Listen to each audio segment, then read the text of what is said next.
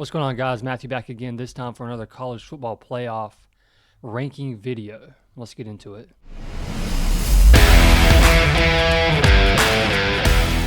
So coming in at number 12, I still have Army.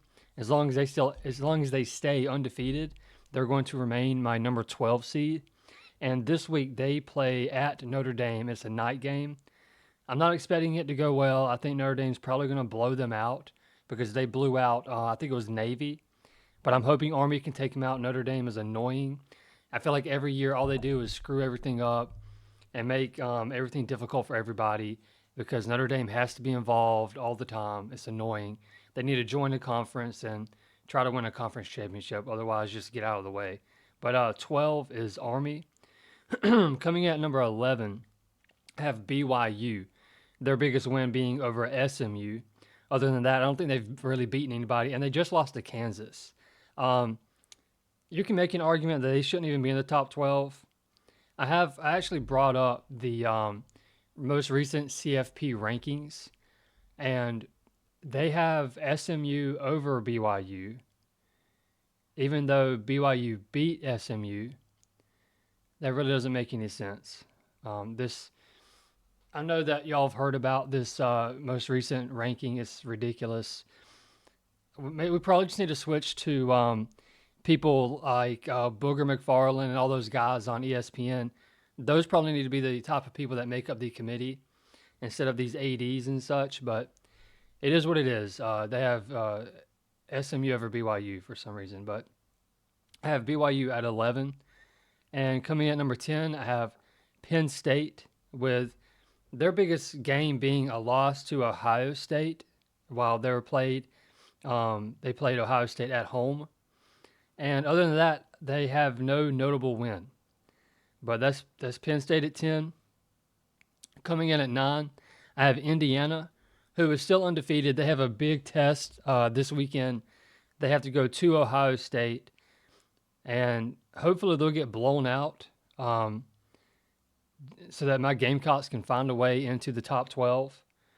But I have Indiana coming in at number 9. Coming in at number 8, I have Texas A&M. Notable loss to Notre Dame at home in week 1. They lost to my Gamecocks, and they beat LSU, which right now really isn't that much of a notable win. LSU, they are frauds.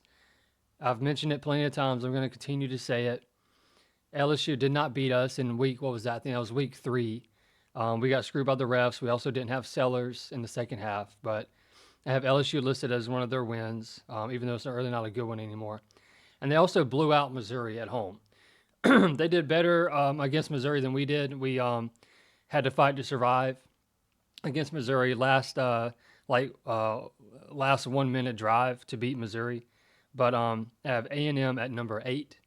Coming in at number 7, I have Tennessee. Notable loss to Georgia this past weekend, and their biggest win obviously is over Bama. So Tennessee at number 7. And coming in at number 6, I have Texas. Texas with their notable loss being to Georgia, which is their biggest game. They lost at home to Georgia by 15, and they beat Vandy. That's their biggest win is at Vandy. They beat them by 3. My Gamecocks beat Vandy at Vandy by 21. So I know we got 3 losses, quote unquote. Technically, I have 2 losses. But that's Texas coming in at number 6. Coming in at number 5 is Georgia. They have a notable loss to Bama by 5 points, I think it was. They beat Tennessee this past weekend. Great win for them. And they also won at Texas. So that's why I have them above Texas. I believe they should be above Texas right now in the actual CFP poll, but they don't really know what they're doing over there. Coming in at number 4, I have Ole Miss.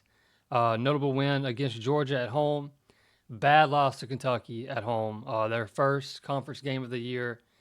They had those first 4 games against those cupcakes, and then they had to play a conference opponent and lost. But then, very next week, got to give them credit, came into Williams-Brice and blew us away. I think 27 to 6 or something. They blew our brains out basically. But then they have a notable loss to LSU at LSU in overtime. They lost by 3. So that's Ole Miss coming in at number 4. Coming in at number 3, I have Alabama. Now, I do think, even though I just talked some crap about LSU, it is notable what they did. They went into LSU at night and blew them out. I don't remember what the score was. I think it was like 40-6 or something. It was crazy. Great win, considering the environment and the point spread on that. Very well done by them. They beat Georgia by 5. Another good win. Lost to Vandy. Not an embarrassing loss considering how well Vandy is doing this year. And then they lost to Tennessee. So that's Alabama coming in at number 3. Coming in at number 2, I have Ohio State. Notable loss to Oregon at Oregon by 1 point. Good loss. Some people say there's no such thing as good losses, but world we live in today with these rankings and everything, you have to look at bad losses, good losses, bad wins, and good wins. And their best win is at Penn State, beat Penn State by 7 at Penn State. So that's Ohio State coming in at number 2. And no change at number 1. It's still Oregon. Most notable win, Ohio State at home, beating them by 1 point. So that's Oregon at number 1. And let's take a look at this bracket real quick. Something has to be done about the 12 seed automatically going to I think it's called a G5. It's very frustrating, especially given the fact that right now Boise State has a bye and a top 4 seed, while you have like people like Georgia, Alabama, Ole Miss, they're going to have to go on the road most likely, according to this right now, and have to go on the road and play in the first round, even though they're clearly going to be better teams than Boise State. So people are talking about expanding the playoff. I don't want them to expand it. I just want them to get rid of that automatic qualifier for the 12 seed for the G5. Just rank the top 12 best teams regardless of what conference they're in. If 8 of the 12 are SEC teams, then so be it. You know, people are going to complain about it, but there's a reason why the SEC is so good. There's a reason why they've won so many national championships over the last, 15 years or 20 years. It just is what it is. And, you know, people really cannot say that there's any SEC bias this year. I mean, just looking at this, you have Texas, who is an SEC team. This is their first year as an SEC team. They're coming in at 3. And then you don't get our first SEC team until number 7. And then even Miami. Why? Okay, I have to point this out. So Alabama is over Miami. Alabama has 2 losses. Miami has 1. I believe that's correct. Alabama should be over Miami. But if Alabama is over Miami, why isn't Ole Miss and Georgia and Tennessee also over Miami? What is that about? I already discussed the SMU BYU thing. Also, SMU has 1 loss. They're in the ACC. They lost to BYU, who's ranked 14 according to the committee. Miami has 1 loss. They lost to Georgia Tech. You should switch SMU and Miami. Miami should be at 13 in this CFP ranking, and SMU should not be 8. I'm not saying that, but they should definitely be above Miami.